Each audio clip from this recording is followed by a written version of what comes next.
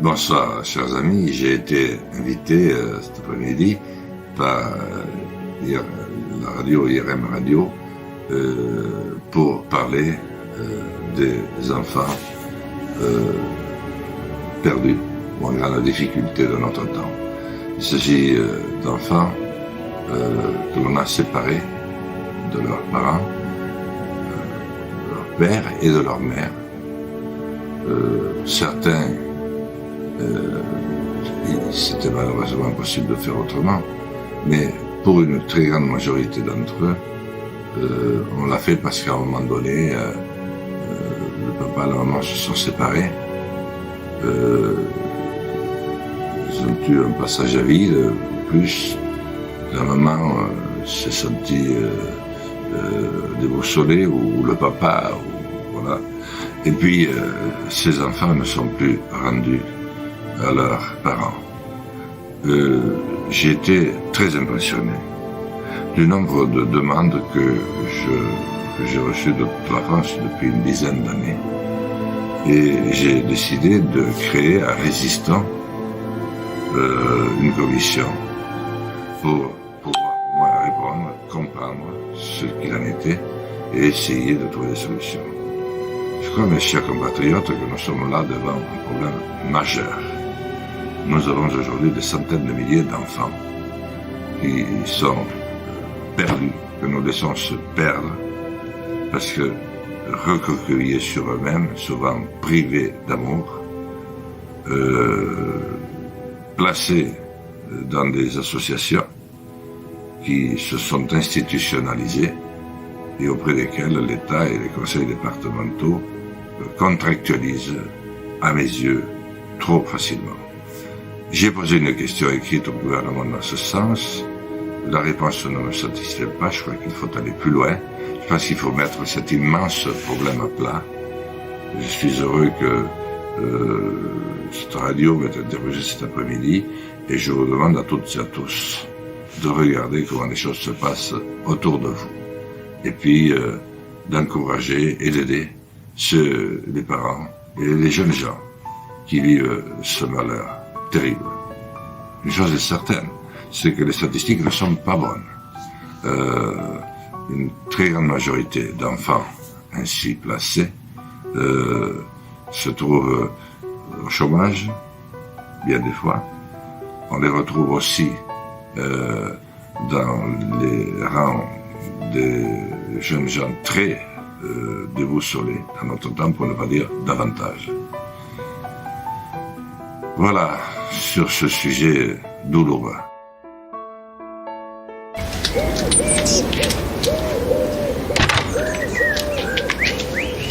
Comment tu te sens? Franchement, j'en peux plus. Je comprends, hein. Moi, je t'admire, je sais pas comment tu fais. Non seulement j'ai porté plainte pour violence conjugale et on m'a retiré mes gamins, mais maintenant il m'appelle au boulot pour me fixer des rendez-vous les jours où je bosse, quoi. C'est un enfer. Et il a dit quoi ton boss? Bah, il menace de me licencier, comme les autres, quoi. Ce sera que le deuxième boulot que je vais faire. En même temps, si j'y vais pas, on va me dire que je vais pas m'occuper de mes gamins. Si j'y vais, je perds mon taf. Et là, on va me dire que je suis plus capable de m'occuper des gamins. Tu vois le truc? En fait, faudrait que tu travailles le week-end et pendant les vacances. Ouais, c'est ça. Donc, même là, tu vois, il dirait que je travaille en horaire décalé et du coup, je peux pas m'occuper de mes gosses. Enfin, il y a toujours un truc. En fait, ils te rendront jamais, quoi que tu fasses. Je te dis, c'est un enfer. Des milliers de parents perdent leur travail, car les services sociaux leur fixent systématiquement des rendez-vous ainsi que les visites pour voir leurs enfants pendant leurs horaires de travail. Ce qui, bien sûr, aggrave encore plus leur situation. Afin de nous aider à mettre un terme à ces abus, merci de signer et partager notre pétition.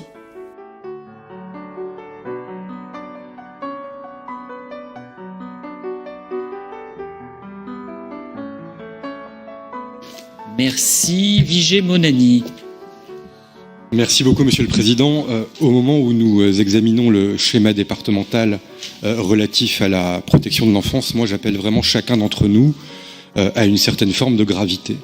et notamment parce que, en la matière, les décisions que nous prenons, elles ont un impact immédiat sur des centaines de familles, elles ont un impact immédiat sur des enfants, c'est-à-dire sur les plus fragiles d'entre nous. Et moi, vraiment sans aucun esprit polémique, parce que je suis en accord avec la quasi-totalité de ce qui est écrit dans ce schéma, j'aimerais appeler notre attention sur la question extrêmement sensible et douloureuse des placements abusifs. Parce que, et c'est pas une question qui est propre à notre département, mais tout de même, nous devons faire le constat, et nous devons faire le constat de ce paradoxe que, à la fois, nous avons un certain nombre de cas de maltraitance qui ne sont pas décelés et où des enfants sont maintenus dans des familles alors qu'il y a danger, alors qu'il y a d'autres cas où il n'y a pas de danger ou de risque de danger avéré et où pourtant des enfants sont arrachés à leur famille et placés sans qu'il y ait, encore une fois, une maltraitance avérée. Et moi, je crois que le problème essentiel réside pour le coup dans la formation insuffisante des personnels et des acteurs de la protection de l'enfance en matière de dépistage des troubles neurodéveloppementaux. Et pour le coup, on a des statistiques aujourd'hui assez précises, on a la chance d'avoir des statistiques précises. On sait par exemple qu'un enfant sur 100 souffre de troubles du spectre autistique. On sait, les statistiques sont un peu moins précises, qu'un peu plus d'un enfant sur 100 souffre de troubles du déficit de l'attention et d'hyperactivité. Et donc, vous avez un peu plus de 2 enfants sur 100 qui souffrent de ce qu'on appelle un handicap invisible. Invisible, mais bien réel. Et parce qu'il est invisible, il ne va pas nécessairement être décelé par les professionnels de la protection de l'enfance. Et parce qu'il ne sera pas décelé comme étant un handicap et comme étant une pathologie, on imputera les troubles du comportement de l'enfant ou du jeune enfant à une défaillance éducative de la famille, et le plus souvent à tort. Et on se mettra à accuser la famille, on se mettra à accuser souvent la mère, qu'on jugera coupable, alors même que le problème véritable ne réside pas nécessairement dans la logique intrafamiliale. Et à ce moment-là, c'est la machine infernale de l'information préoccupante qui se met en branle. Et on a à ce moment-là des familles qui sont complètement démunies, qui sont mises en accusation et qui n'ont aucune porte de sortie. Et quoi qu'ils fassent, quoi qu'ils disent, ils sont nécessairement coupables. Vous avez par exemple votre enfant qui fait une crise devant un éducateur de l'ASE, c'est parce que la mère n'a pas su suffisamment poser un cadre. Vous avez au contraire un enfant qui tient des propos très cohérents et un discours très construit, on dira que c'est la mère qui a façonné le discours de son enfant. Et je vous le dis parce que j'ai lu dans des rapports de certaines assistantes sociales, y compris dans notre département, qu'on accusait par exemple une mère d'être trop fusionnelle avec son enfant et que du coup ça nécessitait un placement dans une famille d'accueil. Mais comment est-ce qu'on peut imaginer que quand on a un enfant handicapé, on puisse ne pas être fusionnel avec son enfant ? On en arrive à ce genre d'aberration. Et ensuite, l'enfant parfois est placé, et à ce moment-là, on va essayer de faire croire que l'enfant, parce qu'il a été placé, ira mieux. Alors qu'on sait que dans la plupart des cas, c'est faux. Un enfant qui souffre de troubles neurodéveloppementaux ne peut pas se mettre tout d'un coup à se comporter différemment simplement parce qu'il a été placé. C'est aussi absurde que de penser qu'un enfant paralysé en fauteuil roulant va se mettre à marcher dès lors qu'il sera placé dans une famille d'accueil. Ça ne marche pas comme ça. Et donc, moi, j'approuve entièrement le schéma départemental que vous proposez. Je voudrais juste qu'on aille un peu plus loin et qu'on fasse 2 choses. 1, mieux former les acteurs de la protection de l'enfance à déceler les troubles neurodéveloppementaux.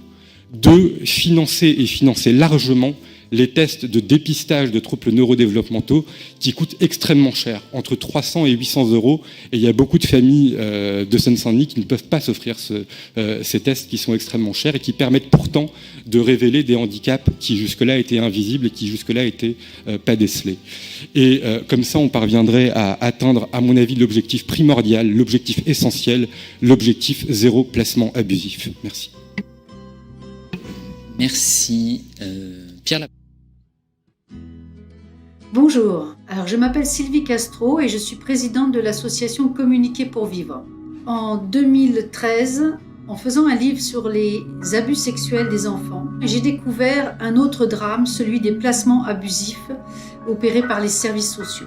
En effet, Pierre Nave, l'inspecteur général des affaires sociales, a reconnu que 50% des enfants placés n'auraient pas dû être placés. Ça représente à peu près plus de 4 milliards d'euros par an, sans compter les salaires des services sociaux. Je parle de l'ASE. Et donc j'ai écrit ce livre qui s'appelle donc Rafle d'enfants en 2015 pour informer de cette situation absolument anormale, inhumaine et que l'on pourrait même taxer de criminelle puisque des enfants sont enlevés à leurs parents pour des raisons mineures, pour des problèmes d'éducation mineure, mais pas pour des raisons graves, afin de pouvoir faire tourner un système qui n'a pas les services d'accueil nécessaires pour accueillir tous les enfants en grande difficulté. Ce qui fait que, par ailleurs, des enfants qui subissent des abus, ces enfants-là ne sont pas protégés, quoi qu'ils soient connus et suivis déjà par les services sociaux qui n'ont pas les structures d'accueil qui soient à la hauteur. Donc, évidemment, il est plus facile de placer des enfants pour lesquels les parents ont peut-être des problèmes ou des difficultés, mais qui normalement ne justifient pas des placements. Mais ces enfants, n'ayant pas subi de chocs importants, sont plus faciles à élever et à placer, sinon personne n'en veut et donc évidemment le système ne tournerait pas. Les services sociaux ont des quotas à tenir et du coup on se trouve dans une situation complètement incroyable. Malheureusement les médias n'en parlent jamais. Il y a une omerta totale là-dessus. Voilà, donc aujourd'hui, après avoir fait ce livre, nous avons eu l'idée, grâce à un parent qui travaille dans l'audiovisuel, de faire des petites scènes qui montrent un petit peu à quoi aboutit ce genre de choses, afin d'alerter l'opinion publique qui ne peut pas imaginer cette situation. Les parents eux-mêmes, tant qu'ils n'ont pas été touchés, disent fréquemment, presque toujours, si cela ne m'était pas arrivé, je ne l'aurais jamais cru. Et je vous recommande de signer notre pétition qui a dépassé les 57 000 signatures, sachant que le Conseil économique, social et environnemental serait prêt à nous soutenir si nous atteignions les 100 000 signatures. Nous comptons sur vous. Merci.